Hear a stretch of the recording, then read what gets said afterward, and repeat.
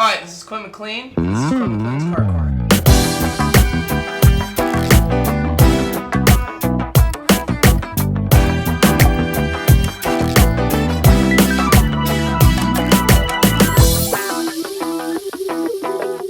Today we'll be talking about the Toyota Sequoia.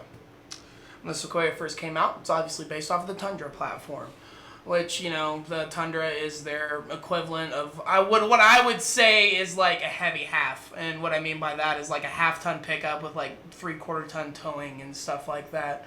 Mostly, I think, like the early ones were definitely just a half-ton pickup. They feature the 4.6-liter I-Force V8, which we're obviously referring to here in the U.S. I don't know what they were overseas. I think they were the Helix. They came with turbocharged diesel engine, and everybody's seen the Top Gear episode. They drop it off a building, it starts right back up. Ooh, awesome, cool, yes.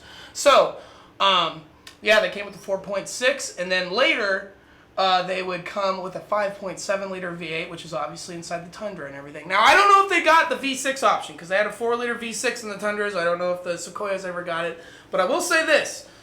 Like Toyota, always has been, and always will be, holds their value. So the obvious question is it as good as Chevrolet's Tahoe or Suburban variant? Honestly, yes. I really think it is. I think the biggest thing that the newer Sequoias have going for them is they do not have the cylinder deactivation that a lot of the newer GM... I think they're still LTs at that point. I'm not entirely sure. I think it's LS by this. But no, it's LS. It is LS because my boss's wife's 2016 Chevrolet Tahoe has is an LS motor and I think an LS1.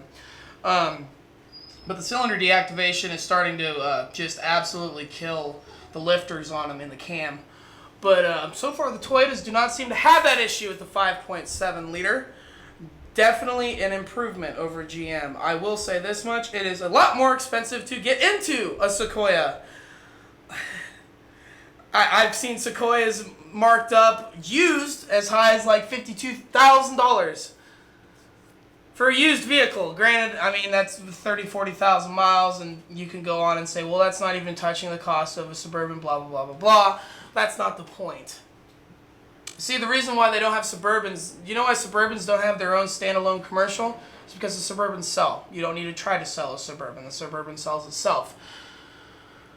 Not as much in the Midwest, but the Sequoias seem to do the same, but not near the level as brand loyalty for GM, which that does have a fucking thing to do with it. But the Sequoia, not a bad car. Just boring, in my opinion. Very reliable, but kind of boring. I honestly would love to drive one, because it's kind of funny. So before, this is me being an uncultured Midwestern man that I am, that I love. I thought Sequoia was pronounced Sequina, and I thought that is a weird fucking name for a car, the Toyota Sequina. That's like saying jalapeno like jalapeno, and obviously that's not the correct pronunciation. So the Toyota Sequoia.